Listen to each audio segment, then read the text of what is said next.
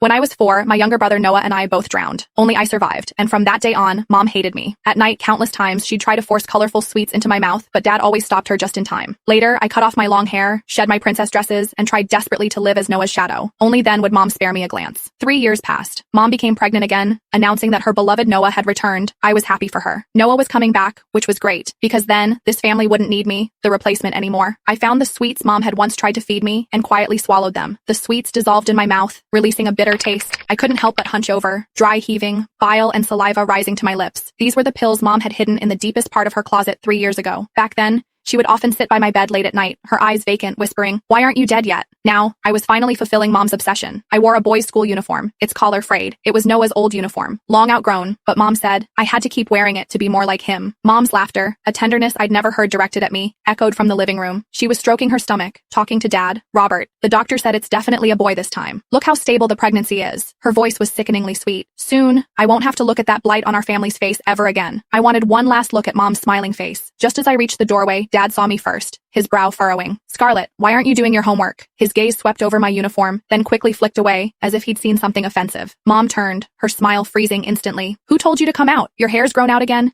Didn't I tell you to cut it short, just like Noah's buzz cut?" She hurried over, her finger jabbing hard at my head. "Always causing trouble. When Noah is born, if you dare to bother him, I'll break your legs." I flinched back, the red mark on my forehead stinging. The sweets in my stomach seemed to be dissolving, a throbbing pain rising in my abdomen, forcing me to bend over. Dad started to come to my aid, but Mom blocked him. "Don't touch her. She's probably just faking it for sympathy." I bit my lip, saying nothing, slowly retreating to my room. With every step, my stomach felt like it was being twisted by knives. My limbs began to go numb, and even my hands clutching the doorframe trembled uncontrollably. I lay on the bed, my body starting to twitch. The door pushed open. It was Dad, holding a glass of warm water. He placed the glass on my nightstand, hesitating for a long moment before saying, "Scarlett, your mom is pregnant. Her emotions are a bit volatile, so don't take it to heart." I shook my head, but only a weak whimper escaped. Dad's figure began to blur in my vision. Dad sighed, then simply pulled the blanket over me. "Get some good sleep. You'll be fine tomorrow." He closed the door as he left, and silence enveloped the room. I reached under my pillow for the small toy car, Noah's favorite. Most of its paint had chipped off, but I polished it clean every day. Mom said it was Noah's, and I had to keep it safe. Last time, when a classmate tried to take it, I fought desperately, taking a beating to get it back. Gradually, my vision blurred completely. I hugged the toy car tightly and closed my eyes. "Mom, Noah is coming back. You won't have to suffer looking at me, your replacement, anymore. This way, it's truly good." Slowly, I felt the pain fade away. Like a dandelion seed carried by the wind, I floated gently into the air, clearly seeing the small body on the bed. The crumpled school uniform clung to her face as white as paper,